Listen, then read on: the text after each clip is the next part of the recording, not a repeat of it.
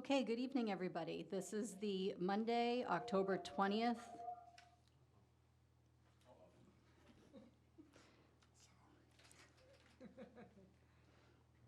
This is the Monday, October 20th meeting of the Select Board. With me, I have our clerk, Ellen Rosenfeld, our vice chair, Craig Schultz. I am Erin Underhill, the chair. We have Mike Kaczynski, our town administrator, and Victoria Schindler, our HR generalist. Who's filling in for Karen. She's filling in tonight. So we have a packed agenda, so we're going to get rolling right away. And because we have standing room only in here, we're probably going to move you guys up a little bit.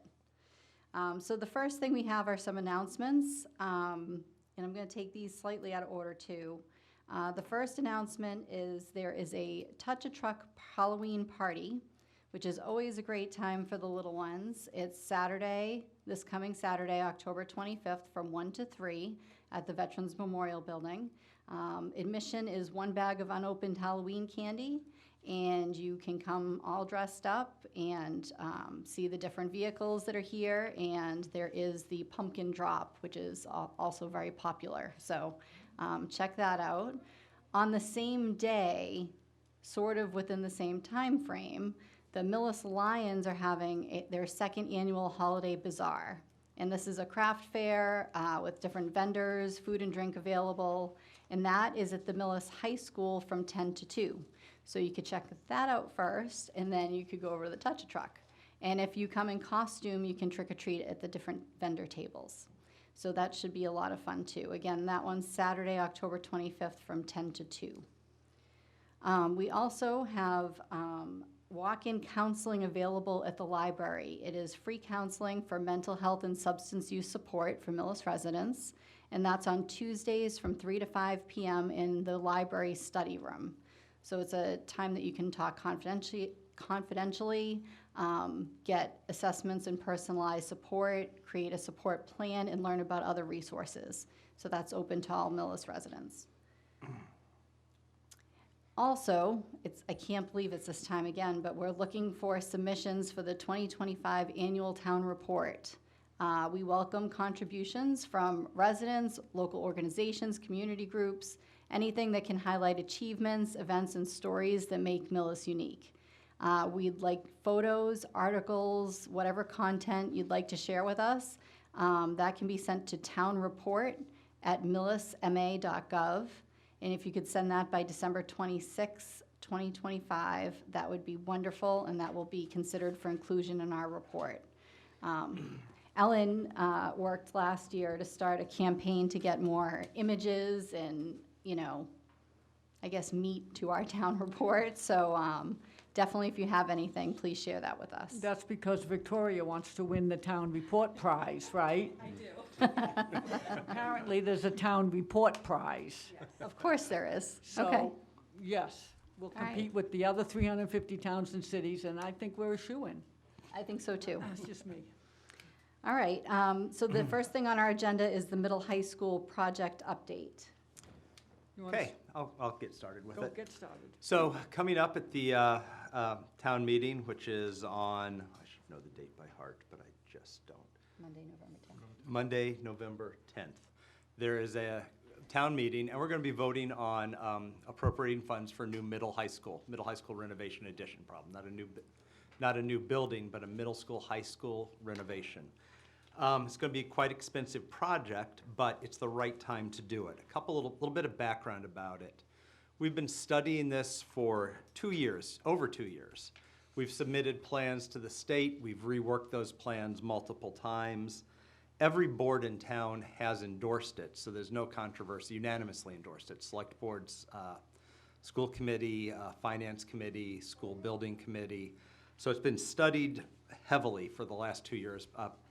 Capital Planning Committee, who will be here later tonight, they'll speak about it. So we've been through that quite a bit. There's 2 reasons we're doing this at this time. First, it's the ed plan. That's why we need a new school. We had to submit a plan, or a renovated school. We submitted a plan to the state that showed what we wanted to accomplish, which was first we wanted to separate the middle school and high school into 2 entirely separate wings. Right now they're commingled in a lot of the classroom space. The cafeteria, the gym, and the auditorium will still be shared, but the classroom space will all be separated. Secondly, our classrooms for science, our science lab rooms are grossly undersized. They're not considered safe by state standards. They're too small to run a lot of the experiments in because there's no way to get out of the, talk to the fire department. You know what happens if you mix something wrong. It's a tiny little space with not adequate evacuation routes and everything else. So the science classrooms will be completely redone. Lastly, it'll bring the entire building up to code and do all the needed repairs. The roof, the windows, the HVAC system, the electrical, the fire panel, ADA access, building security, and physical security for the students. And the reason we're doing it now, the second reason we're doing it right now is the value. We have a bid, well, we have an estimate from two separate independent estimators, totally independent of each other, that say the project is going to cost $125 million. $125 million is a lot of money. But the state has done something that I'm surprised at. I thought the state was going to give us 40%. They're giving us 55% of the money to fix this school. They were so impressed with our ed plan, and I kind of glossed over it, but our superintendent does a better job with it. But they're so impressed with the ed plan and the design of the building, how they've gotten it down to just the exact right size and right cost to build, that the state will maximize its reimbursement. So the state's going to give us $68.75 million, and we're going to ask the taxpayers at town meeting and at the ballot to follow for $56.25 million. That's what it costs to do it. That works out to about $918 in taxes per year for an average assessed single-family home. The average assessed value of a single-family home is $605,000.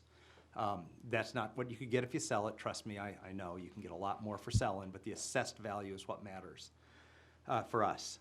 It works out, for those of you who want to do your own math, to $1.51 per thousand of valuation. So if you know your exact valuation, you can multiply through by $1.51 and get the exact cost for your household. But the other option, if we don't do any of this, if we ignore the state money, we leave the $68 million on the table, is we have to fix it ourselves. If we fix it ourselves, we won't expand the science classrooms. We won't separate the middle school and high school. We'll just start patching things.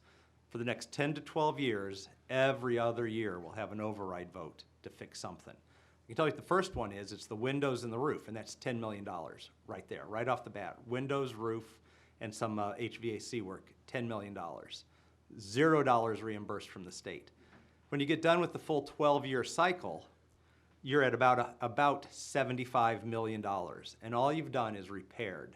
You haven't expanded, you haven't improved, you've stopped the roof from leaking, you've fixed the HVAC, you've replaced the fire control systems and improved some ADA, and improved the ADA access. But it's still the same building. So that works out to $75 million with $0 contributed by the state, which means that would cost the average household about $1,217 per year on taxes. So we're in a unique position where we can actually do what the building needs for $918 or put Band-Aids on it for $1,217. To me, it seems like a pretty logical choice to pick the cheaper one, which happens to be the better one. There is no do-nothing option. The roof leaks already. If we keep it leaking, we're going to have a mold problem. The windows don't close, they leak, they're drafty, that'll save us on energy. The boiler needs replacing eventually anyway. Fire control panels need to be updated to the newest code. Not that they're unsafe, but there's newer versions. Building ADA access needs to be improved, brought up to code. So all those things will happen for the cheaper option, and it'll make it a better school for less money.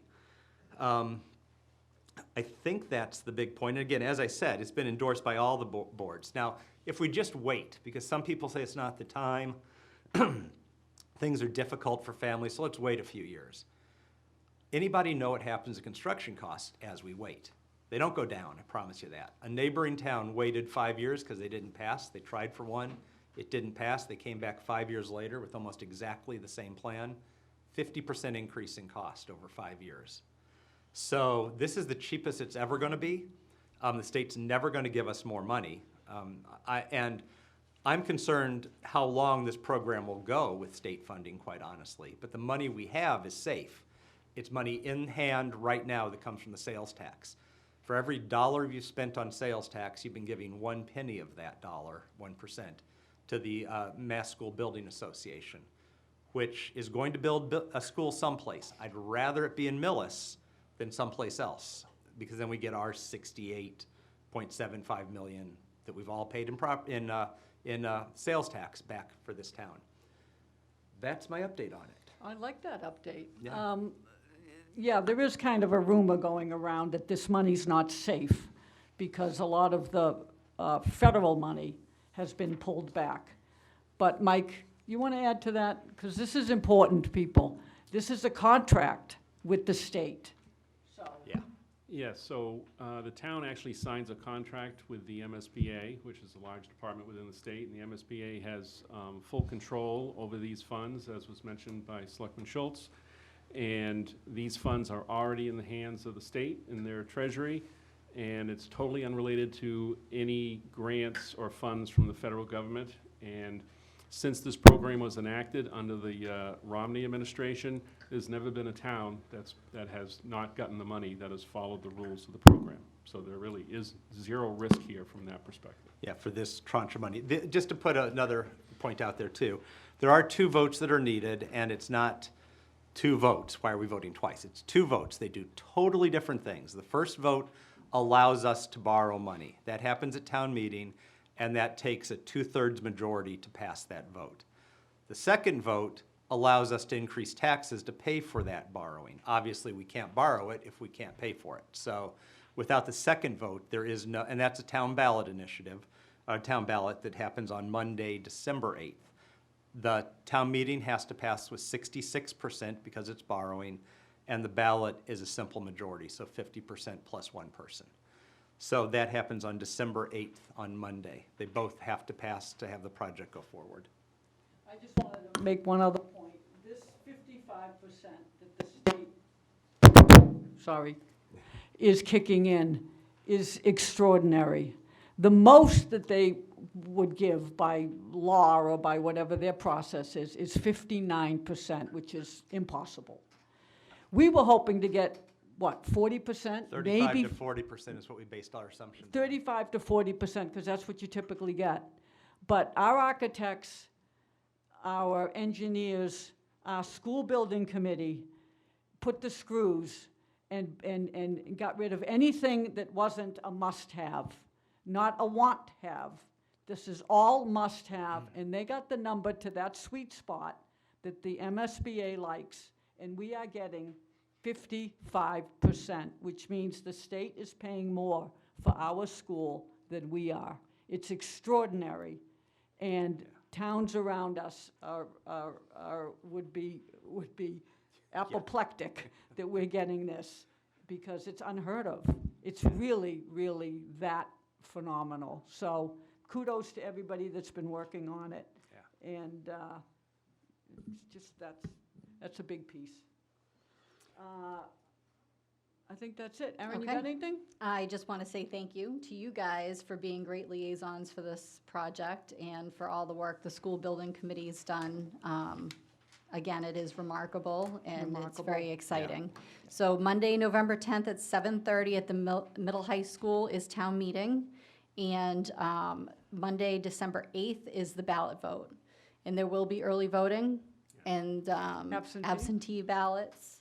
So there should be ample opportunity. Oh, and just one more point, that if you recall back to the last town meeting, we did pass a warrant article that excluded seniors on the circuit breaker who have lived in town for more than 10 years to be exempted from property tax increases for school building construction. So that was done to address the 100 to 200 most needy people in the town that can least afford this. No, but I don't want to have my taxes go up. Nobody wants their taxes to go up. But there's some that truly can't afford it, who've been in this community for 40 and 50 years on a fixed income. So we have it needs approval by the state legislature. It needs approval of a special act by the state legislature. It's currently winding its way through the process up in Boston. This act is modeled off the same act that was approved for the town of Hopkinton. So it's a similar act has already been approved, so we feel confident this Yeah. will get approved. It might not get done till next spring or next summer, but it would definitely, have the impact of affecting the payments on this Yeah. project for those people. Yeah. So just wanted to point that out too, because it was a big fight to get that through at the last town meeting, and I'm glad it did go through. All right, excellent. Okay, so the next thing we're going to do, we're going to go slightly out of order, and we are going to do the appointment of the fire lieutenant, captain, and full-time firefighter. Good evening. Thanks for having us and moving us up in the agenda. We Sure. appreciate it. I'm excited to be here tonight to recommend 2 promotions and an appointment to the board. Back in March, we did a promotional exam and assessment center, and from that, the 2 highest ranking candidates are in front of you tonight. And we also, July 1st, we posted for a replacement for a full-time firefighter, and that candidate is also here this evening. I recommend to Mr. Gazinski the appointment of Brian Palmetto to full-time captain EMS coordinator. This will be a new role at the fire department. It's a new chapter for the fire department. We're really excited about it. And Brian's a great candidate, and we're looking forward to having him take this role on. Do you want to go one by one, or I'll do it? Sure. That's Yeah. Okay, with yep. you. Yeah, that's So, good. Madam Chair, based upon the recommendation of the fire chief, I am recommending that the board vote to ratify my appointment of Brian Palomento as a full-time captain EMS coordinator to the Millis Fire Department. Second. Oh, I'm sorry, I just saw no motion needed on the first one, and I just skipped right over it. I move that the board vote to ratify the town administrator's appointment of Brian Palmento as a full-time captain EMS coordinator to the Mills Fire Department. Second. And I'll just clarify, it's Palomento, not Palomento. Palmetto. Oh, I hear him snickering and his whole family snickering, so. I'm just working off what I'm given here. my apologies. Second. Okay, it's been moved and seconded. All those in favor? Aye. Motion carries unanimously. Excellent. And I think we'll hold off to the pinning to all 3, and then we'll swear them in at the same time to get them Okay. going. Okay. And the next is for a full-time lieutenant for Group D. Again, tonight I'm here to recommend Cam Wenzel for that appointment. Cam did great on both the assessment and the test, and is a great addition to the department. All 3 of these members tonight are the future of the Mills Fire Department, and I couldn't be more excited to recommend to you Cam Wenzel for the promotion to fire lieutenant. And Madam Chair, upon the recommendation of the fire chief, I'm recommending that the board vote to ratify my appointment of Cam Wenzel as lieutenant paramedic to the Millis Fire Department. I move that the board vote to ratify the town administrator's appointment of Cam Wenzel to the lieutenant paramedic to the Millis Fire Department. Second. It's been moved and seconded. All those in favor? Aye. Motion carries unanimously. And then to replace with the promotions, we're always proud to have a hometown Millis person come into our ranks. We take a lot of pride that we're from Millis and that we work in Millis. And we were lucky enough to, I'm going to say, snag a Millis resident, Ryan Smith, son of our town clerk, Kathy Smith, has been with us for a while. He took the initiative, went to paramedic school, has suffered through it, is in the final stages of it. He is a great candidate, and as I stated, definitely the future of the Millis Fire Department. And tonight I'm here to recommend the appointment of Ryan Smith to full-time firefighter paramedic. Madam Chair, based upon the recommendation of the fire chief, I'm recommending that the board vote to ratify my appointment of Ryan Smith as a full-time firefighter paramedic to the Millis Fire Department. Okay, I move that the board vote to ratify the town administrator's appointment of Ryan Smith as a full-time firefighter paramedic to the Millis Fire Department. Second. It's been moved and seconded. All those in favor? Aye. Motion carries unanimously. Excellent. If I could have those 3 come up so we can pin their badges and give them a round of applause. Fantastic.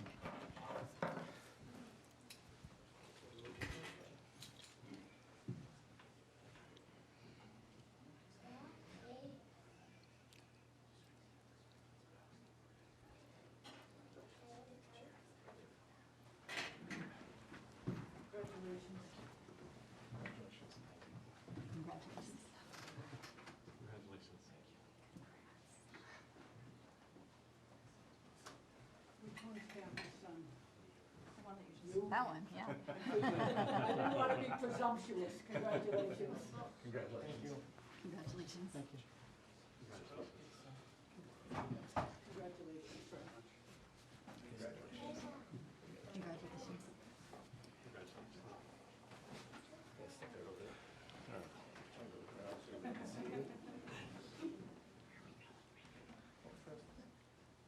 Quick round of applause for the new.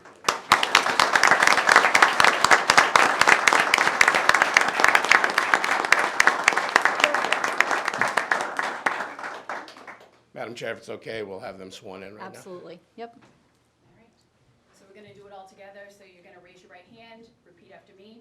I state your name. Do solemnly swear. That I will. Bear true faith. And allegiance. To the. Commonwealth of Massachusetts. And support. The Constitution thereof. And the Constitution. Of the United States. That I will obey. The lawful orders. Of all my superior officers. And that I will. Faithfully and impartially. Discharge and perform. All the duties incumbent upon me. As.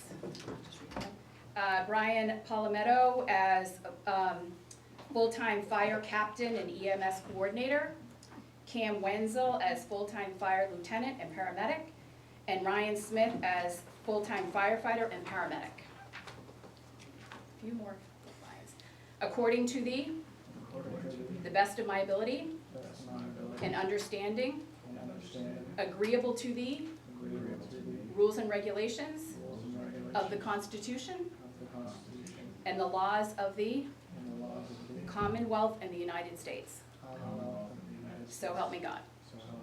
Congratulations.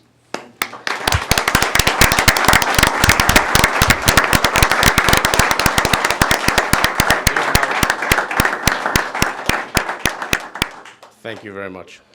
Thank you. Thanks, Chief.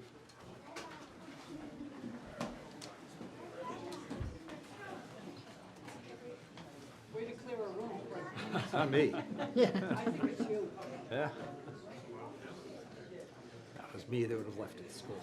It was me that would have left at school. Ellen, how are you doing the Lansing thing? Are we putting pictures up on the? Who's doing that? You got people for that, right? I got people for. Yeah, she's next. I'll, Give me just a moment. I'll Oh, be quick, Alan. yeah, okay.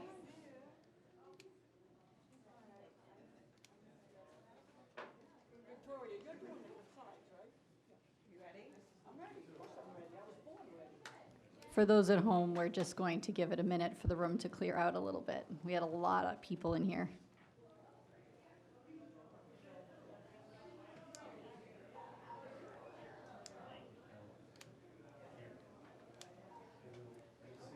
Now they're gonna gather out there and talk. And then you're going to tell them to go downstairs. Wait, the chief's got it. Chief's got it. Carries a little more weight. I love you, thank you. We can suggest they go downstairs, but he can tell them to go downstairs. Okay, so the next thing on our agenda is our municipal moment, which is the Lansing Millis Memorial Train Station Project updates and future use discussion with Ellen Rosenfeld. Woo! Take it away. I am. Oh, okay. So we're going to do a little slideshow to show everybody the train station. And we're going to start with 4 pictures that show it in disrepair. These pictures came out of the study that was done like 15 years ago. And as you can see, it's in pretty bad shape. The front building, top left, the railing is half gone. The roof is leaking. The shingles are peeling. It's a mess. So, go to the next slide, and we'll show, this is when the staging was put up. Process. Erin said I only had 5 minutes, hurry up. The back of the building, they started peeling the shingles and the siding. Here we go to the front. If you can see, this is interesting. That's a copper roof. There's a second floor. You can hop out get back there. You can open up one of those 4 windows. You can hop onto that copper roof. And it's still existing. It had a few holes in it, and we patched and repaired them. Another thing to look at, the columns, if you see the yellow caution tape going from one of those columns, all those columns had to be taken down completely. There was no meat left in them. They were completely rotted. So they were rebuilt entirely. And if you look at the turret on the right, you look up top, you can't really see, but in the piece around the cone, there are little rosettes in there that will show, maybe I got a closer picture. Okay, go ahead, sorry. Yeah, right there. You can see some rosettes. There's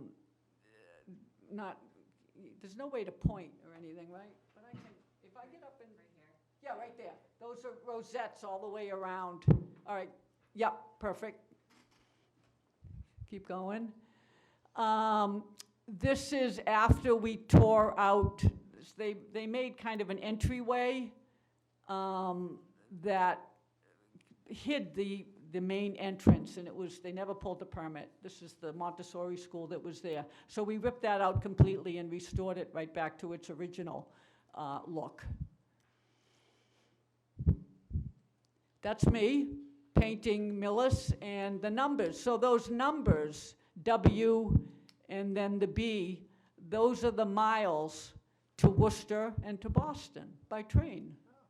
So it's 22.7 to Boston. I really can't see the Worcester one too good. 14.8. 14.8. That was fun painting them. That back door, the reason I'm showing that door, that was a sort of a nightmare. We rebuilt that whole thing. The stone that's going around that door is sandstone. And the very bottom underneath, the way they had it built was, you couldn't see it. The door came like right down and covered that bottom piece. So we ripped the whole thing apart, pulled it back, and rebuilt it so you can see the sandstone on the bottom, which I thought was important anyway. And then you look on the right, the turret, you look up on top, you can see the rosettes now, they're painted black, and the new railing. Go ahead. One other point to mention. One other point to mention. Every piece of wood that was replaced with AZAC, which is a composite.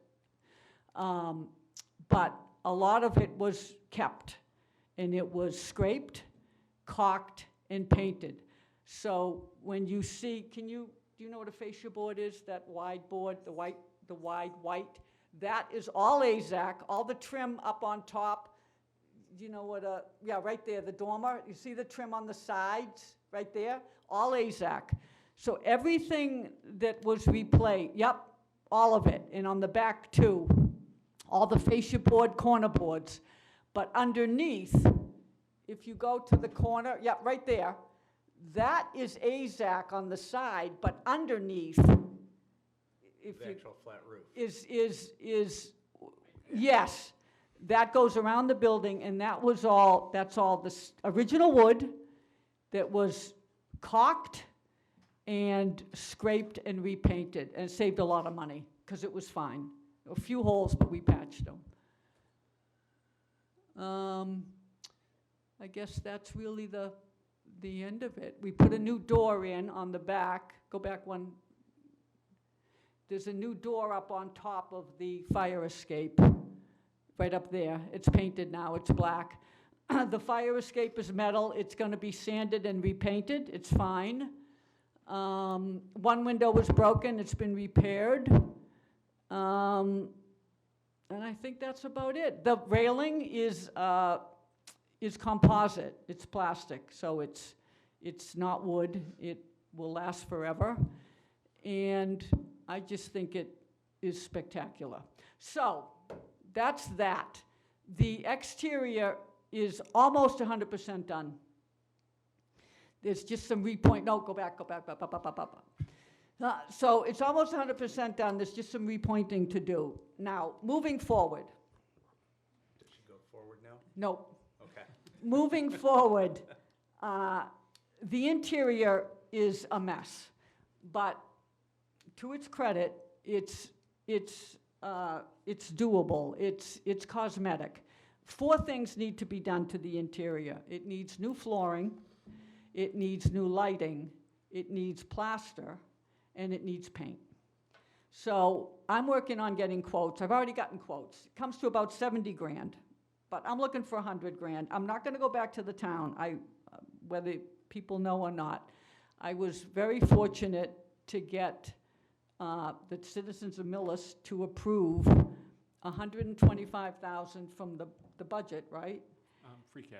Free Yeah, free cash, cash. and then 125 from the Community Preservation Committee. That gave me 250,000 for the exterior. I don't want to go back to the town for the interior renovations. I'm fundraising. So, I've already kicked in 5 grand. I've got some other companies. I'm not going to give you a number because then you'll say, well, you don't need any more. But I've already raised a little bit of money, and I want to raise the rest, and I think that I can. So, there's a button on, no, help me, If you go to the website, the right, Millis website. the first thing under news and announcements is, it'll be like a brief history. If you click on it, there'll be a brief history about the building, and then there's a QR code where you can donate right online, or you can send in a check to the town of Millis, and then just put, Train station train station in the little memo. on the memo. So what are we going to do with it? We don't know yet. But there are two ideas that I've been kicking around. We haven't discussed, but we need to discuss. 2 ideas. I don't know how feasible. I think good.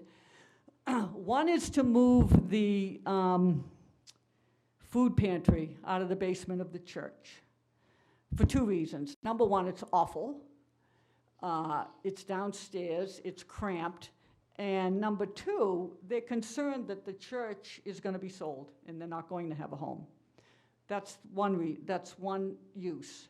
That would be on the first floor. I can envision a museum for the second floor for Millis memorabilia. Why? Because I took a trip, you can go to the pictures now, I took a trip over to Oak Grove Farm, to the second floor of Oak Grove Farm, where the Millis Historical Commission has their meetings. There are 5 rooms up there that are chock full, floor to ceiling, wall to wall, boxes and boxes and boxes. These are the few of the cleaner rooms. Furniture on the left, furniture on the right. It looks like you're in Paul Revere's house. Go to the next one. This cabinet full of stuff. Next. These are just a few pictures. This is what the typical room looks like on the left. Boxes and boxes. What happens? People come to Millis. They don't have any real affiliation with Millis, or maybe their parents are here, their siblings, whatever, and they're cleaning out the houses, and they find stuff that they think is interesting, and they come and they bring it down here, or they bring it to historical, and they take the boxes and they put them just like that. They don't open them. They'd have no place to put them. So if we could catalog them and make like my mother did with the collection here, the stuff on the right, those chairs, those apparently are the chairs from our opera house. I didn't even know we had an opera house, but we did, and those are the chairs from the opera house, those stacks. There are plans and maps, hundreds of them, just leaning up against walls on the floor. You don't even know what they are. They're from the 1800s. There's so much stuff. One more. Over on the right, that's a player piano that actually works, which is incredible. The middle piece came from Herman Schuh. Over the left are a couple of antique dolls. There's just too much stuff, and honestly, it's a match away when I say a match, chief, it's a match away from not existing, because it is what it is. So that would be, at the present time, those are a couple of uses that I think would make sense for that building.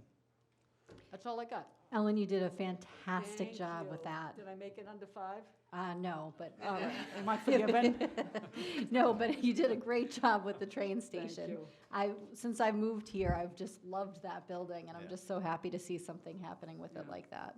I have to tell you, people are there every day. There's a guy that's there from Norfolk that just comes and sits there and watches the work. He's from Norfolk, no affiliation to Millis, and he gave me a check for $1,000. And there are Nice. people there that I just see. There was a woman there, and I know her, I knew her family, and they just sit there and they just look at it. And even the people that voted against it thought, tear it down, you know what I mean? Have changed their minds. So it's something that Millis, they've really, it's a, not that we need to come together, but everybody can kind of agree that it's just a beautiful building.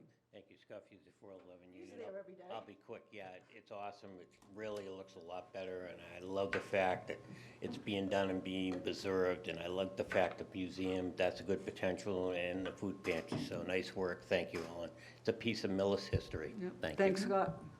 Okay. Awesome. So once again, if anybody's interested in donating to the fund to redo the inside now of the building, go to the town website under news, and then you'll see a history of You'll see the, a picture of the building. beautiful. It's right there. Picture of the building, and then the opportunity to donate if you'd like. And you should read, I put together a little bit of history, just a one-pager that talks about Lansing Millis coming here for his health and getting the town to agree to secede from Medway. He lived to see that. He did not live to see the train station being built. His son built it in his honor. And it opened in 1886, a year after Millis's incorporation. But it's a great story, and it will hopefully live on. Awesome, thank you. All right, so next up, we have Mr. Barry here to do a presentation of the capital report for the fall annual town meeting. Thank you for your patience. Oh, no problem. I mean, when I got here, I was so excited. I was like, why are all the firemen here? Are they here to see how the gas meter's rated on the capital planning Very ranking? highly, yeah. And they rated very highly, spoiler alert. It was very, yeah, so then they all left, so I don't know. So, well, thanks for having me here tonight. So this is my semi-annual report out to the board for the capital planning. So this cycle, just maybe a quick reminder, so capital planning has been around since 2017, so it's about 8 years now. And we have sort of two jobs. One is to get an inventory of all the various capital needs of the town as best as we can assess for the next 10 years. And we work with all the departments and Mr. Gazinski and his staff to try to figure that out. And then as capital requests come through that will go in front of the town and at the town meeting, we go through a process to assess the priority of those to help the select board, the finance committee, other interested parties just decide which projects to move forward with. So we don't decide the projects, we're just giving information that we hope will be helpful as you make decisions. So you already spoke about the school, but maybe I'll just start there. So our committee did go through a process to assess the school this time around because it is now at a place where it was ready for us to assess it. And I think Craig said it eloquently earlier. We were highly supportive and put this as one of the highest priorities of the town for all the reasons you said. The school needs the repairs. We're able to get a lot more out of it at a lower cost than what it would be to just patch it over the next 10 plus years. So our committee was highly supportive of this and again rated it as one of the highest priorities. For other items, there weren't too many this time. There's just 4 items that came in front of us for this go-around, 2 of which we ranked the highest priorities. That was the gas meters for the fire department and also replacement pickup/dump truck for the DPW. And then we had 2 medium priorities, which were replacing some light poles for the DPW that have been damaged, and then some software for the planning board to help them keep track of the town charter, zoning laws, and so forth. Total cost of these projects, about $120,000 for the highest priorities and about $87,000 for the medium ones, totaling about $208,000. So that's based, compared to prior quarters, that's actually a relatively low amount of capital requests, putting the school aside, of course. We have also provided an update of our longer-term summary, which is this guy here. This includes the 56, a little bit over $56 million that the town would pay for the school.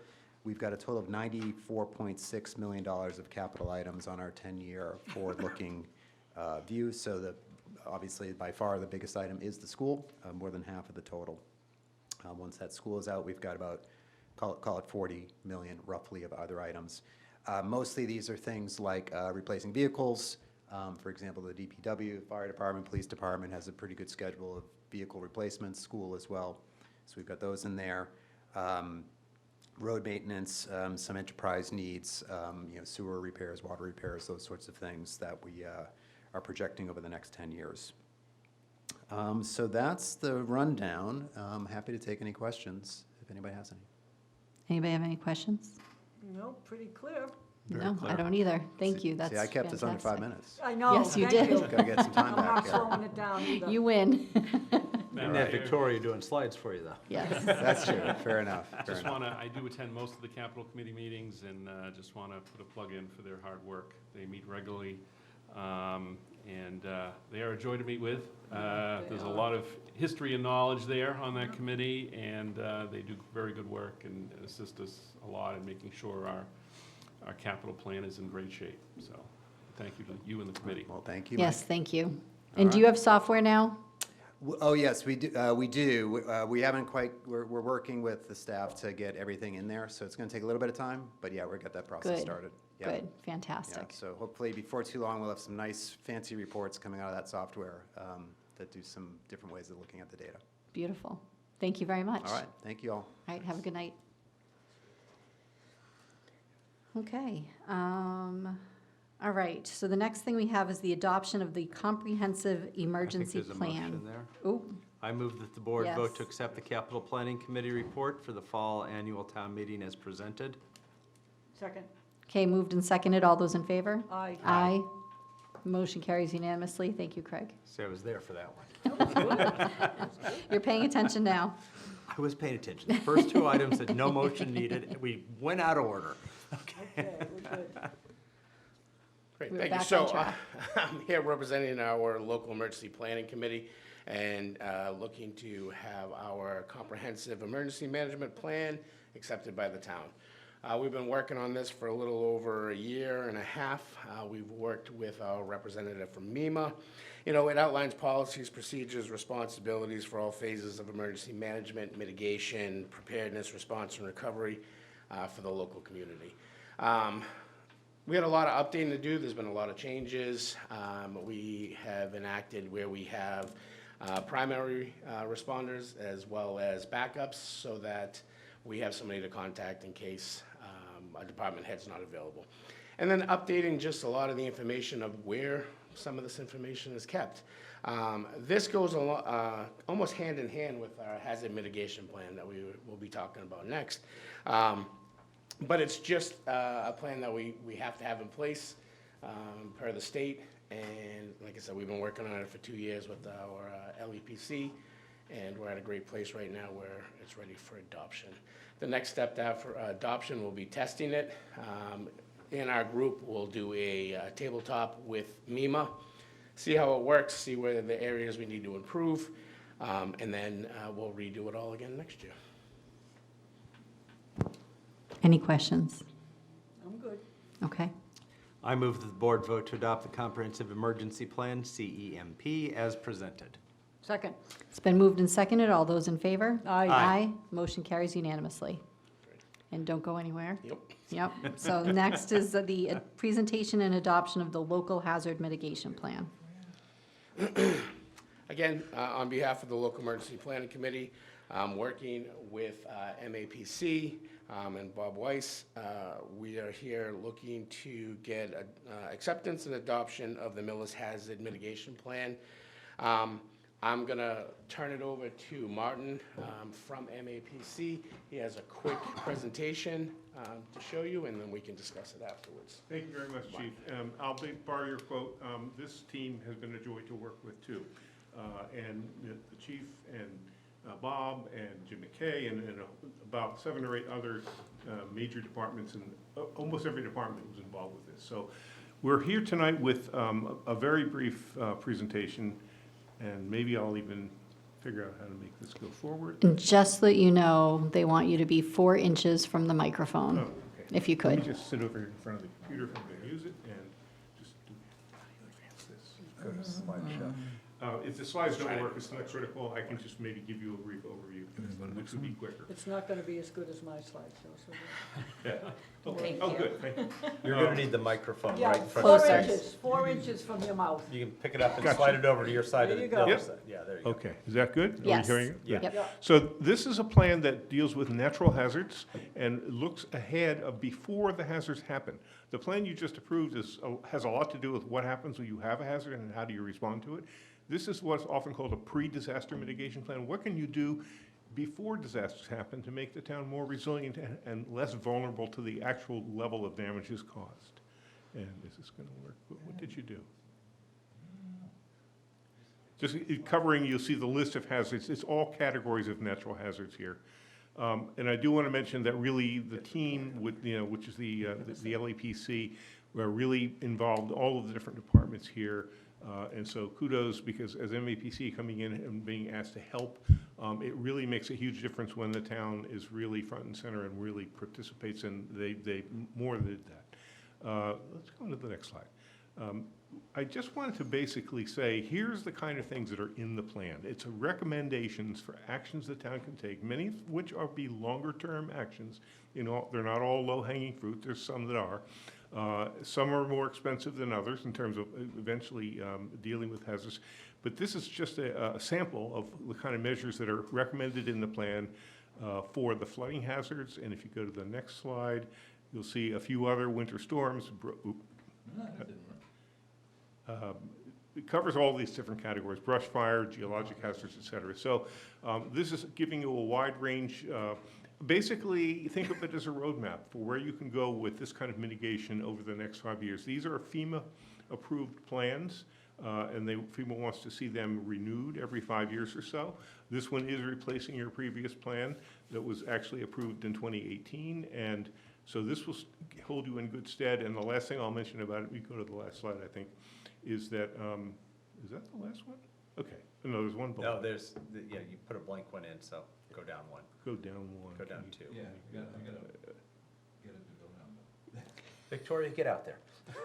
No, I'm kidding. You can stay there. Yeah, so this is, You just did such a great job on the I'm last telling one. you, we gotta get the right people in place here. I don't know what else to. so what we have before you tonight is a request that the board Didn't mean to startle adopt you. this plan. The plan has been reviewed by MEMA and FEMA very carefully. They each had some revisions they want us to see to do. They come to the point where they're ready to approve this plan. It meets all the requirements in the plan. The last step in the process, sort of administratively, is for the governing body of a community, and this applies to every town and city that does these plans, just take a formal action to adopt the plan locally, somewhat similar to what you just did with the SIMP. FEMA doesn't want to see this plan be something that was put together by the greatest minds in the community, and then it's a best-kept secret. Once it's done, and they want to see it actually adopted, and that will give it more clout in being implemented over time. When the plan is adopted by the town, we'll send the certificate of adoption, which you have in front of you, back to FEMA. They will send you then an official letter of approval of the plan, which will say it's approved as of this date and until 5 years later. During that 5 years, one of the benefits is that it opens up eligibility for FEMA grants for actual projects to implement. It could be drainage projects and that sort of thing. Some of the things you list in your plan could be eligible for funding. So that's kind of one of the benefits, other than the fact that just doing a good plan like this for your own sake has its own, hopefully its own intrinsic value. So that's what's before you tonight. The plan has gone through the grinder of MEMA and FEMA review, and it's ready for the final step to just be adopted so that you can have your letter of approval from FEMA. So that was the last thing I was going to say, is that, 5 years ago we did this plan, and Jim McKay was a huge help with this. There's a lot of DPW stuff involved, there's culverts and different things.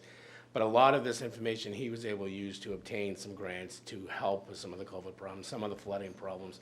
And the best thing is that we see continuous actions throughout those 5 years, and then we update the plan.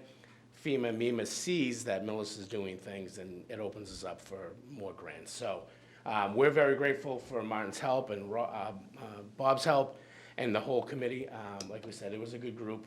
Mike Kaczynski was involved. And, we got it done fairly quick. And as Martin was telling me, we got it in under the wire because some people are scrambling to kind of get it in now. So again, it's here for your acceptance and approval. Perfect. I move that the board vote to adopt the local hazard mitigation plan as presented. Second. It's been moved and seconded. All those in favor? Aye. Motion carries unanimously. Thank you very much. Thank you. Thank you. Good luck with the rest of your meeting. Thank you. You're not sticking around? Where's he going? Bob's not going, he's moving over to the driver's seat. Yeah. Thank you. Thank you. I have to stop to share, right? Are you going to share something else? Yep, you have to. Actually, yes, but that's going to come from our consultant. Okay. All right, so next we have the presentation and adoption of the Millis Climate Action Plan. Thank you. Actually, tonight, Bob Weiss, Energy Manager for the town. Tonight, we have actually two plans. One is for the municipality itself, for our buildings, our facilities, our vehicles. The one where, the Climate Action Plan is what we're going to talk about now. This one concerns the public sector, the private sector, transportation sector in town, waste, and the general environment. And with me tonight, we have Craig Gibbons, who is the chair of our Energy Committee, and we have Cassidy. And I think I'll turn it over to Craig if Sure. we're just ready. Real quick acknowledgements, and I think we'll use as much time as possible for Cassidy. But wanted to thank the Energy Committee that's comprised of myself, Mr. Farrar, Mr. Barry, Mr. O'Connell, Mr. Streck, and Peter Germain. Also our fearless leader and diligent servant to the Energy Committee, Robert Weiss, and Ellen, for making sure we're making the choices to put our best foot forward for the community as our liaison. And then also a special thanks, Karen DiMarzo also contributed to the selection committee to help find Weston and Sampson. And Weston and Sampson is here, or at least represented through Cassidy tonight, and her colleagues, Robin Seidel, Grace Rao, and Erin Haruk. So Cassidy, thank you for your efforts, and I should be remiss in not thanking the community members that came out to the public events to share their voice, their insights, and help shape this plan. So with that, Cassidy, why don't you go ahead and take it away. Thank you. We're here tonight to talk about the Climate Action Plan, which I believe you all should have received the executive summary and your information in front of you. So this is a 6-page document that kind of summarizes our 50-page Climate Action Plan. And really the key pieces to this is, as Bob was mentioning, there's a variety of sectors that release greenhouse gas emissions, whether that's the vehicles that we drive, our buildings, when we heat and cool them. So in Millis, we first determined what the community's emissions are. So we conducted an inventory to determine those largest sources of greenhouse gas emissions, like our buildings and our fleet vehicles in the town and vehicles that residents are driving. And then we were able to focus in on those key sectors and sources of emissions to develop recommendations and actions that the Energy Committee, municipal departments, and others can take to reduce these emissions and achieve net zero goals by 2050, which the town has already adopted in other efforts. And so this plan includes 17 high priority actions that as I mentioned, the committee and departments may take on. And we've identified details associated with these actions, like who those supporting partners might be, key next steps, who other supporting partners that would need to be involved, like community members and the roles that they would play, and some of the timelines and potential emissions reductions that can be associated with the actions. So I'll briefly review some of those actions. You'll see them in the 4th page of the executive summary, and they're also included in the full plan as well. But these cross sectors such as waste, natural resources, buildings, energy, and then there's some actions that relate to multiple sectors. So kind of stepping through the list of the actions included here, I'll just highlight some of those important ones, including becoming a climate leader community. This is something, a program that the Massachusetts Department of Energy Resources, or DOER, offers for communities as an opportunity to get additional funding to take on projects for municipal buildings and fleets and supporting community members in their transition to net zero in their own lifestyles. And this is one that the Energy Committee and Energy Manager have been very hard at working toward. So there's one piece of that left, but working toward that designation. Others include becoming a tree city, which is a similar recognition program that opens up opportunities by showing that Millis has an effective tree management program for street trees and other municipal properties. There are building-related actions included in this plan, including continuing to progress energy efficiency measures and energy cost-saving measures in municipal buildings, electrifying heating and cooling systems of municipal buildings as HVAC systems are ready to be upgraded or need maintenance, and getting solar on municipal property as well. So continuing to do many of the things that have already been in the works, and this plan helps to formalize really the need for continuing to do more of that. Some of the other actions included are adopting the Commercial Property Assessed Clean Energy Program, which is a financing mechanism that community members that own commercial properties can utilize to do clean energy projects. So this is something that the town just needs to enable for community members to take advantage of.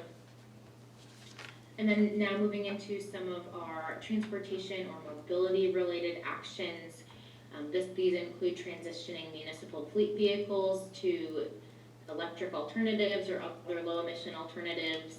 You all have already passed the zero emission fleet vehicle policy, so this is continuing to implement that policy since that is a priority. Is looking at fleet vehicles and then more broadly vehicles registered in Millis. We similarly look at the electrifying landscaping and maintenance equipment that's used by municipal staff to manage municipally owned properties, continuing to implement complete streets priority projects that have been identified and other planning efforts as a way to help residents get out of their cars and reduce their impact from driving. And then expanding electric vehicle charging infrastructure is another strategy that's recommended in this plan to enable residents and visitors to charge vehicles when they're here in Millis and help expand access to that. And then finally, in the transportation or mobility sector, we've explored, including here, the feasibility of a commuter shuttle or other public transit options for Millis, since residents are car dependent, and looking at what that might look like to help people get out of their cars and reduce emissions that way. I'll run through the last few measures that we've included in the plan, or the actions here. The next being review and revise existing zoning and policies to better enable climate-friendly development. So thinking about, are there mechanisms that we could incentivize folks within Millis to make this transition to net zero in their homes and in their vehicles, that we can modify in zoning or other policy. Some of that work has already been done when it comes to solar, but there's other areas to enable or incentivize additional action. Millis has the community aggregation plan, which is a really great tool to have in the toolbox of taking climate action, and we would love to see increased participation in this program, especially higher tiers of renewable energy. So more education and outreach around this program is one of the actions that's also included here. And there's several other planning efforts. I mentioned the Complete Streets Plan as one. The open space and recreation planning efforts are also another that align really well with the climate action planning efforts. So the plan also recommends to continue to implement actions that have been identified in that separate plan. And then waste is another sector in which this plan covers. So actions we've included here are around composting, so reducing food waste in schools or offering programs for community members to participate in food waste reduction and composting, such as exploring what those programs could look like a curbside pickup program or a transfer station program. And then generally fostering a culture of repair, reuse, and waste reduction here in Millis, and assessing the transfer station operations as a possible way to improve disposal practices and education around waste reduction. And then the final measure we've included, or action that we've included in the plan, is to increase municipal staff capacity to expand and accelerate action implementation. As we take on more of this work, as the committee is busy working ahead and the energy manager, more support may be needed. So there's options for bringing on interns or other ways to expand municipal staff capacity if that's increasing positions to full-time. But there's plenty of options here, but it's noted in the plan here as something that may be needed as this plan grows and as actions are implemented to help create a sustainable future for Millis. Also included in the plan, I kind of mentioned some details about each of these actions. So each action has a full page with more information on them, and we have pages that also include details around the greenhouse gas emissions reduction potential of these measures that can really help prioritize which the committee and departments may get started on first.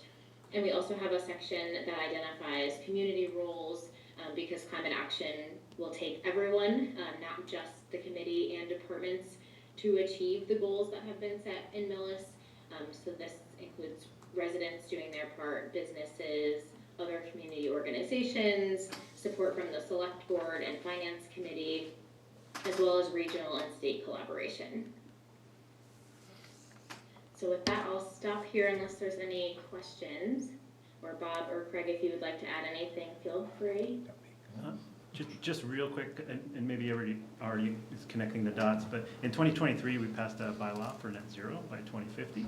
And so this is really enacting some of the motion or inertia towards that by putting together a plan, this plan and the decarbonization plan you'll hear about next, to really start to move towards that and define some tangible things that the community and municipality can do to achieve that. So this is a part of that, as well as, and Cassie touched on this, Green Communities is changing from the Green Communities designation to a Climate Leaders program. And so there are new and more stringent criterion to do that. This is one of those steps as part of that as well, to continue to receive the granting and funding that they've provided us over the last decade. Yeah, that's it. So tonight, we're asking the board to approve and adopt the Millis Climate Action Plan, which I should mention, I don't know if we mentioned it, the committee did pass a motion to recommend the plan to the board. Okay, I move that the board vote to adopt the Millis Climate Action Plan, CAP, as presented. My chair's sliding down. He forgets one motion and he's like, I can't even hold you back. Open it for discussion so she can talk. Second, okay. Evidently she wants to. It's been moved and seconded. All those in favor? Let's see if Ellen has any comments first. They've done, listen. Motion carries I go to unanimously. their meetings, they do so much. When I Yeah. first got on this committee, I'm like, oh my God, an energy committee, yikes. But I gotta tell you, I don't miss a meeting, I like it. Right? Yeah, this was a lot of We work, have fun. guys. Yeah, this is They good. do a lot of work. That's a Sometimes lot of when you're done work. with it, right? Huh? Your head can hurt sometimes. when you're done with it. Sometimes. A lot of detail. It's a A lot. lot of data, Yep. a lot of data. But I found this really interesting, in the list that Cassidy just went over was, I see a lot of things on here that seem quite attainable in the near future versus something that you know, I'm sure there's plenty of other things that are going to take us a while to put in place, but there's definitely some light lifts in here, so. We hope so, yeah, some low-hanging fruit. Another big part of this too is just make sure it's equitable so that these opportunities are accessible to the entire community. And so, thank you. I should mention, tomorrow evening at the Energy Committee's meeting, we will have a student, a senior from the high school who wants to talk to the committee about a project in composting food at the school. So that's number 14 on the list. So we're Okay. going to actually get going right away. Great. It's great. Okay, wonderful. Thank you, guys. So this one is all set, so we are now, Pass that? we did? You do? Okay. We did. So the next one you have is to vote to adopt the Millis Municipal Decarbonization Roadmap. Right, and as I mentioned, I'd like to just clarify, the Climate Action Plan that you just heard, you know, involves all of Millis. This pertains to the decarbonization of the town's buildings, the facilities, and the vehicles. The Energy Committee voted to endorse the roadmap at its October 13th meeting. That was our last meeting. We're going to make 3 tiny grammatical changes to this before we do send it in, but they're all a matter of grammar, really. And again, this is part of what the 2023 town meeting resolution that was passed, and this is part of it as well. It's, as Cassidy mentioned, this is one of 6 steps towards becoming a climate leader community, which is much like the green communities, is much stricter. It doesn't focus so much on energy efficiency. This report focuses, or the climate leaders focuses on decarbonization. Much more generous grants. The first grant can be as much as $1 million for a particular building so we can decarbonize. We're asking the board tonight to approve and adopt the municipal decarbonization roadmap. Are there any questions? Okay. Okay. I move that the board vote to adopt the Millis Municipal Decarbonization Roadmap as presented. It's been moved and seconded. me All those time in then. favor? Aye. Aye. Motion carries unanimously. Well, that was easy. Yeah, thanks. Thank you. Thanks. All right, Mr. Weiss, we have the Millis Business Improvement District Blueprint All right, next. moving on to another part of my work here as the Economic Development and Planning Director. You may recall, in 2022, the town received an award from the Chapter 268 Massachusetts Earmarks of $170,000. And one purpose of that grant is to create a feasibility study for creating a business organization in Millis, specifically a business improvement district among Millis businesses. So the study was conducted by Aaron Schaefer Land Use Consultants, which consists of Ms. Schaefer, her team of Ann Burke and Daphne Politis, who are renowned experts on business organizations. In fact, Ann, I always say, wrote the book for the state on business improvement districts. So they worked over 6 months in their analysis. They looked at the current economic climate in Millis. They interviewed over a dozen local businesses, property owners, stakeholders of all sizes. They worked with the Economic Development Committee. They reached out to the public. And they then considered the different types of business organizations and concluded that the optimal fit for businesses here in Millis would be a district management organization. A district management organization is less formal than a business improvement district, but it can accomplish the same things. So tonight we're asking, and the Economic Development Committee reviewed the document and satisfied with its contents, its analysis, but since this is an informational guide for the town, no vote is necessary. So you don't have to accept this one. I just want to make sure you folks have seen it. We'll have it on the Economic Development web page so that the public can review it. Okay, fantastic. All right. And you are still up here, so we have the vote to accept and sign the fiscal year 25 Green Communities Annual Report. Thank you. As you know, since 2015, Millis has been a green community, and that has helped to reduce our energy use in spite of large growth that we've had. Every autumn, we're responsible to report our annual energy usage to the Department of Energy Resources.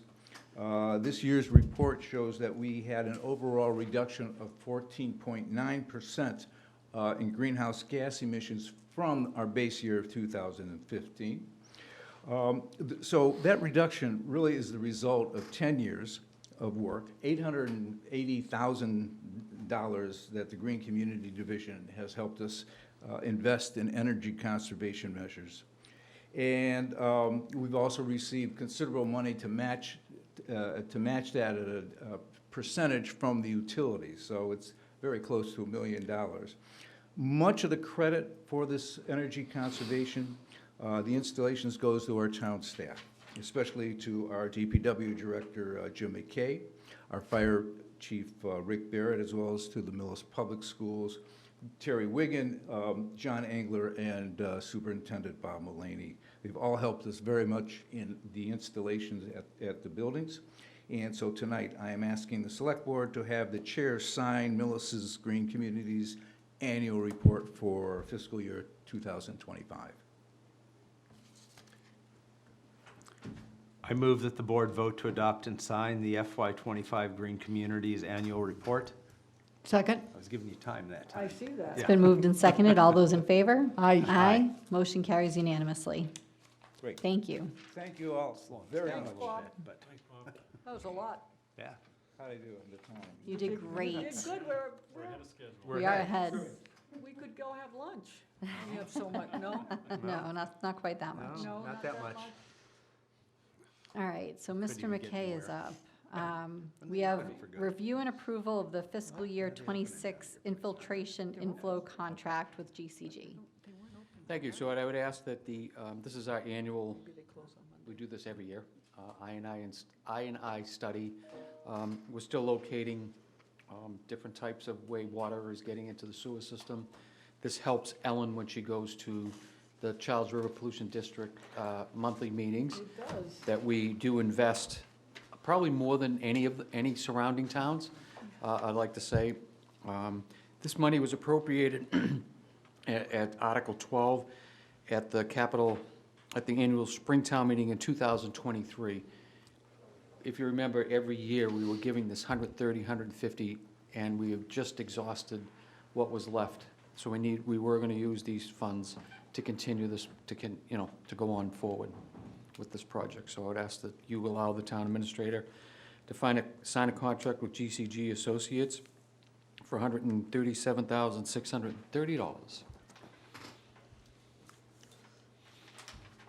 I move that the board vote to approve a contract with GCG Associates for engineering services for I&I investigation in the amount not to exceed $137,630 and authorize the town administrator to sign the contract on the board's behalf. Second. It's been moved and seconded. All those in favor? Aye. Motion carries unanimously. And keeping it under 5 minutes, the next is the annual snow and ice expenditures. The first, the town administrator and I reviewed the expenses that we pay contractors. These are people we bring in, and just keeping up with surrounding towns. I did give you a copy of the list of what we're paying contractors. It's a lot, but they're also, one doesn't forget, I mean, they're giving us insurance policies for anything that they put on the road, and it's very, very expensive. Those numbers are dwindling. We've been very lucky that some of those people have been doing it for 20-plus years, plowing for us, and they're just small, some of them are just small one-truck owners, and they do just go out and get the snow and ice insurance policy for their vehicle during the season. And we're just trying to stay competitive. At one time, we lost 3 different companies because we weren't competitive. But over the past couple of years with the town administrator and I have made sure that we were. And again, if you look at it, it's expensive, but that's what it is to keep us going. That's what it is. All right, So I don't think you have to vote on that, do Motion? I think we do, because Okay. I have one written down, Oh. Jim. Sorry. We make it official. Okay. Jim, if it's on the list, I'm saying it. I move that the board vote to approve the snow contract rates for FY '26 as presented in the packet. Second. It's been moved and seconded. All those in favor? Aye. Motion carries unanimously. And then lastly is the rock salt bid with Easton Minerals. They've been with us for a couple of years. They're the low bidder. You know, I'd like to shout out to anybody from Medfield, if they're not like me, who actually watches town meetings from different areas. They put this bid out for us every single year. They pay for it, and they procure it, and all we have to do is just approve it, and the town administrator signs a contract. Before you sign, I can tell you that last year's prices were $58.24, and this year is $63, so is what, an increase of $4.76 a ton. But again, we don't know how much of that is the reason for that, but I'm sure it has something to do with taxes coming, because none of it comes from the United States.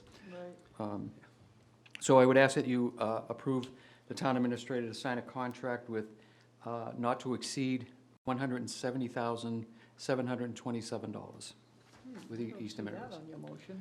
I don't see that on the motion. Okay. Does it need to be on the motion? Um, I don't think so. We've got just the amount per ton.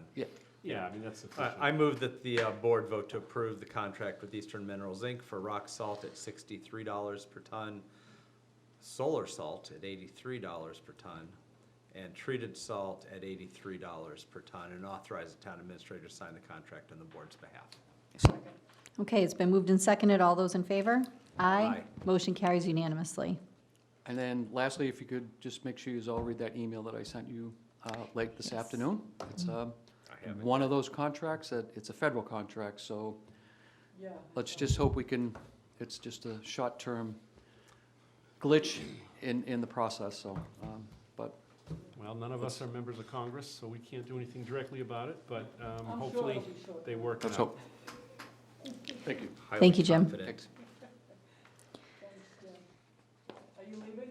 I'm done, Yeah, I was Yeah. going to say, I went to the sewer meeting, and you're right, they talked about I&I, and they were complaining about Medway, and I said, yeah, but we do a really, really good job, and Yeah. they said, yes, you do. Yes, we do. So, yes, So you- She's and you- fishing for compliments. I am, We just spent $137,000, so. yes, more than Bring that up with them next time. yes, Thank And you. glare at Medway when you say it. yes. All right, so the next thing we have is to vote to call a special election on December 8th, 2025. Thank you, Madam Chair. I guess we've reached my part of the meeting. Yes, it's your turn now. So this evening, I am recommending that the board vote to call a special election to be held on Monday, December 8th, 2025, from 7 a.m. to 8 p.m. And based upon feedback from bond counsel and counsel for the MSBA, I'm recommending that the board vote to insert question 1 as written in your packet for that meeting on December 8th, 2025. So as I mentioned, this language has been approved by both bond counsel and counsel for MSBA. And it's also been reviewed by the OPM. So I think we've covered all the bases. All right, I'll start with the first motion. I move that the board vote to call a special town election on December 8th, 2025, from 7 a.m. to 8 p.m. Second. It's been moved and seconded. All those in favor? Aye. Motion carries unanimously. And now to give purpose to that last motion, I move that the board vote to insert question 1 on the ballot of a special town election of December 8th, 2025, and I'll read it, just so we don't have any issues with any legalities. As follows. Question 1, shall the town of Millis be allowed to exempt from the provisions of Proposition 2 and 1/2, so-called, the amounts required to pay for the bonds issued in order to design, construct, and furnish an addition and renovation to the Millis Middle High School located at 245 Plain Street. Scope of project includes the construction of a new academic wing and renovation of existing academic spaces and common spaces, inclusive of all building mechanical systems, along with associated site work improvements and including the payment of all costs incidental or related thereto. Good job, Second, really good. second. Second? It's been moved and seconded. All those in favor? Aye. I think it's Motion funny carries unanimously. that there's a question mark at the end. Well, it's a question. Right? Shall the town. I And it is know, a but doesn't very- it look like, It's very long to get It's a there, very but- long run-on yes. sentence. I kept looking for the period, but there was none. And again, this just goes to the two parts of the vote. The first part allows us to borrow the money, and this gives us the funding to pay back that money should it be borrowed. All right, so next we have a vote to open the fall town meeting warrant. I move that the board vote to open the fall town meeting warrant. second? It's been moved and seconded. All those in favor? Aye. Aye. Motion carries unanimously. The warrant is open. So, Madam Chair, the warrant before you has been reviewed and approved by our town council, and as I mentioned before, also for Article 6 by bond council and MSBA council. There's only a few minor changes that I'm recommending the board consider making this evening. The first is simply changing the order of two articles, swapping places of Article 3, which is the sale of a parcel, and Article 11, which is the commercial gas-powered leaf blower noise, just to switch those two. And also to make a change to the new Article 3 by removing the words, "or a high school student working as a self-employed sole proprietor" from the last sentence of the first paragraph of Section 51. There was a discussion with the Finance Committee, and I attended their meeting last week, where they expressed a concern that there's some confusion and maybe that language being unnecessary. I do agree with that, and thereby I am recommending the removal of that one sentence. And also, as noted, Article 6, the wording was slightly amended by bond council for Article 6, which is the article for the school project. So I'm recommending that the board accept the changes of bond council. So that's all the changes to the warrant I'm recommending. And after that, I would recommend that the board vote to close and approve the warrant as presented, and also to sign the warrant. Okay, I'll make a motion that we approve the fall annual town meeting warrant with those changes as specified. Second? It's been moved and seconded. All those in favor? Aye. Next. Article 6 has many periods in it. This is a long one to read. So next, Craig, we need the last motion on that page. Well, I move the board vote to close and approve the sign the fall annual town meeting warrant as amended. Second? It's been moved and seconded. All those in favor? Aye. Motion carries unanimously. Great, thank you. Okay, the next thing we have is to review and approve the community impact agreement. Thank you, Madam Chair. We do have an agreement presented by Community Impact. They've actually been working since July 1st. We have not paid them yet. We haven't gotten around to signing the contract, so they've been working on good faith. These funds are part of the marijuana impact funds, and the total amount of the contract is not to exceed $35,000. Again, this contract is for social services for members of the community. And it's similar to the contract you signed back last year for the same work.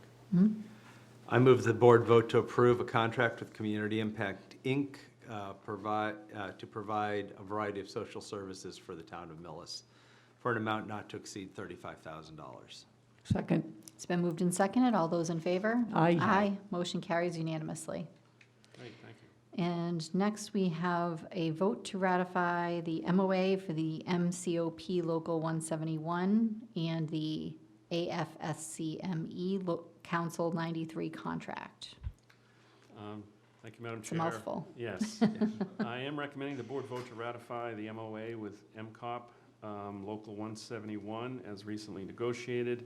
As stated, this MOA simply clarifies one of the items within the contract by inserting some additional language. So it doesn't change the intent of any of the contract, but just clarifies it.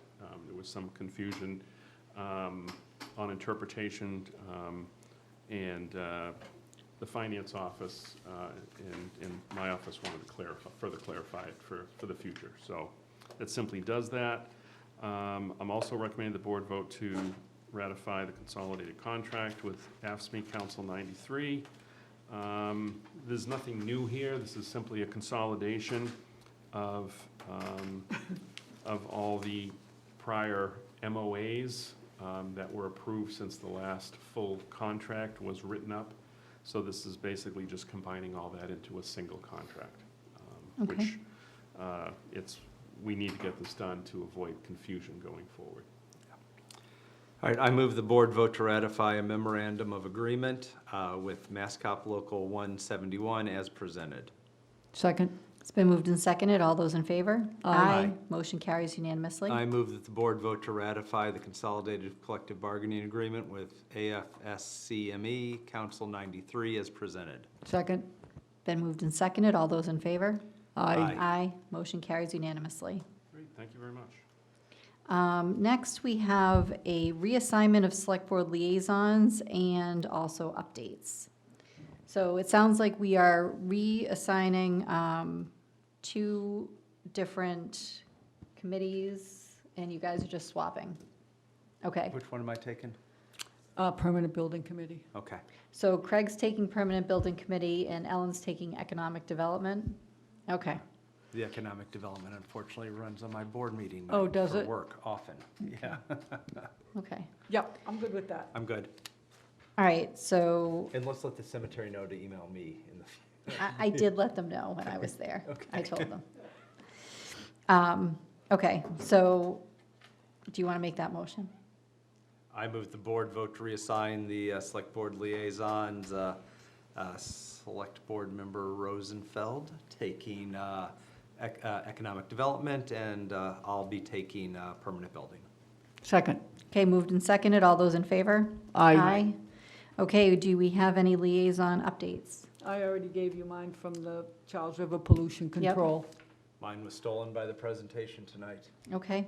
I Oh, and went to- energy. Oh, I'm you went to sorry. energy? Go ahead. I've been to a couple energies, actually. did We you haven't just- met in a while, but yeah, they went over I did all, not they do went that. over all that, their yes. stuff. Yes. But we approved it all. I went to cemetery committee. Oh, how was it? It was lovely. It They, was. they took out, I really do love this committee. She It's does. really weird. She loves it. But they took out a really old map, it must have been from the 1800s, of the cemetery. And I believe Mr. Mushnick is going to get it framed. So Awesome. that's pretty cool. Wow. Yeah. You could see, like, it was weird, like the fabric, there was like a fabric backing on it. Right. It was kind of really neat looking. Very cool. And they're going to look into doing some shorter granite posts to differentiate what they call the baby section from, I believe it's section G, which is the newer The section. new one, yeah. Mhm. So Okay. that was the main gist, but there was a lot of Cool. lively discussion. Cool. Yes. Very cool. All right. All right, so the next thing we Hold on, have. hold on. Yes, sure. I just want to thank the committee and Craig and everybody, and urge everybody to come out November 10th and the 8th of December to vote. I think the plans in the new school are great. Craig, you put it well. Now is the time to do it. But thank you to everybody involved, from the permanent building committee to the boards, well represented. So thank you. Thank you. Thanks, Scott. Okay, so we have a water and sewer commitment for September 2025. I move that the board vote to approve the water sewer department commitment to the collector for the month of September in the amount of $8,794.35. Second. It's been moved and seconded. All those in favor? Aye. Aye. Motion carries unanimously. Stole your thunder there, Mike. That's all right, that's all right. I'm sorry, Mike. It was gonna be the Right highlight of my there. night. We can go back. All right, and then executive session is next. I move the board vote to enter into an executive session for the following reason: to discuss strategy session in preparation for contract negotiations with non-union personnel, the fire chief, and to only return to the open session for the purpose of adjourning. Roll call vote. Okay, Ellen, Yes. Craig, Yes. I'm a yes. Ellen, did you second that? No. Do it now. Yes. Thank you. Second. All right, so we are now going into executive session. Thank you very much, everybody, for attending tonight and watching at home, and thank you, Millis Community Media. Have a good night.